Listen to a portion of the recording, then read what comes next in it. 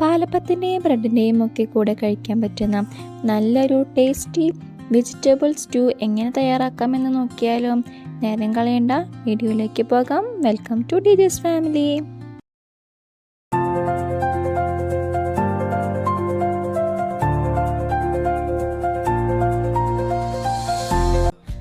ആവശ്യമായ സാധനങ്ങൾ: 3 ഏലക്കായ, അത് ജസ്റ്റ് ഒന്ന് പൊളിച്ചിട്ടാണ് വെച്ചേക്കുന്നത്, 3 ഗ്രാമ്പൂ, 1 തുണ്ടം പട്ട, 1 പച്ചമുളക് 4ആയി കീറിയത്, 1 തണ്ട് വേപ്പിൻ്റെ ഇല. ഇത്രയാണ് കേട്ടോ ഞാൻ എടുത്തേക്കുന്നത്. ഒരു വലിയ ഉരുളൻകിഴങ്ങ് അത്യാവശ്യം കുഞ്ഞതായി കട്ട് ചെയ്തെടുത്തതാണ്. പിന്നെ ഒരു ക്യാരറ്റും കട്ട് ചെയ്തെടുത്തതാണ് കേട്ടോ. ഒരു മീഡിയം സൈസ് സവോള കട്ട് ചെയ്തെടുക്കാം. ഞാനിവിടെ യൂസ് ചെയ്യുന്നത് പച്ചപ്പട്ടാണിയാണ് കേട്ടോ. നിങ്ങൾ ഉണക്കപ്പട്ടാണിയാണ് ഇട്ടുണ്ടെങ്കിൽ വെള്ളത്തിലിട്ട് കുതിർത്തിയിട്ട് വേണം കേട്ടോ ഇടാനായിട്ട്. ഞാനിപ്പോൾ ഇത് ഇത്രയും എടുത്തിട്ടുണ്ട്.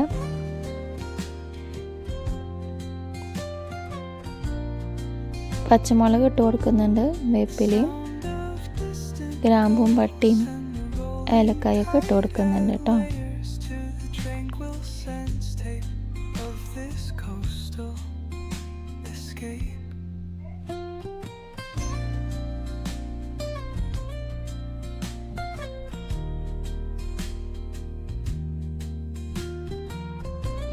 ആവശ്യത്തിന് ഉപ്പും കൂടി ഇട്ട് കൊടുക്കാം. വെള്ളം കൂടി ഒഴിച്ച് കൊടുക്കുന്നുണ്ട് കേട്ടോ. വെള്ളം അധികമൊന്നും ഒഴിക്കേണ്ട, നമ്മൾ കഷ്ണത്തിന് ഒന്ന് താഴെ നിൽക്കുന്ന രീതിയിൽ ഒഴിച്ച് കൊടുത്താൽ മതിയാവും. പിന്നെ നിങ്ങൾക്ക് വേണമെങ്കിൽ 2-3 തേങ്ങാപ്പാൽ എടുത്തിട്ട് വേവിച്ചെടുക്കാം. പിന്നെ ലാസ്റ്റ് 1-ാം പാൽ ഒഴിച്ചാൽ മതി. ഞാനിവിടെ തലേദിവസമാണ് വേവിക്കുന്നത്, എന്നിട്ട് പിറ്റേ ദിവസമാണ് പാൽ ഒഴിക്കുന്നത്. അതുകൊണ്ടാണ് കേട്ടോ ഇപ്പോൾ വെള്ളം ഒഴിച്ചത്. ഈ കഷ്ണങ്ങളെല്ലാം വേവിക്കാൻ വയ്ക്കാം. അത് വെന്ത് വരുമ്പോഴേക്കും ഒരു കടായി ചൂടാക്കി ഈ ഒരു സവോള ഞാൻ എടുത്തിട്ടുണ്ട്, അതൊന്ന് വഴറ്റിയെടുക്കാം.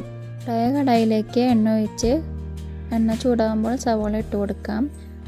അതൊന്ന് ജസ്റ്റ് ഒന്ന് ഇളക്കി കൊടുത്തതിന് ശേഷം അണ്ടിപ്പരിപ്പും മുന്തിരിയും ഇട്ട് കൊടുക്കാം. അണ്ടിപ്പരിപ്പും മുന്തിരിയും വേണമെങ്കിൽ ഇട്ട് കൊടുത്താൽ മതി കേട്ടോ. ഞാനിപ്പോൾ എന്തെങ്കിലും ഉള്ളതുകൊണ്ട് ഇട്ട് കൊടുത്തേ ഒന്നും ടേസ്റ്റ് കൂടുന്നു മാത്രം. ഇതേപോലെ ആയി കിട്ടിയാൽ നമുക്ക് ഫ്ലെയിം ഓഫ് ചെയ്യാം. വേവിച്ച് വെച്ചിരിക്കുന്ന കഷ്ണത്തിലേക്ക് അതിട്ട് കൊടുക്കാം.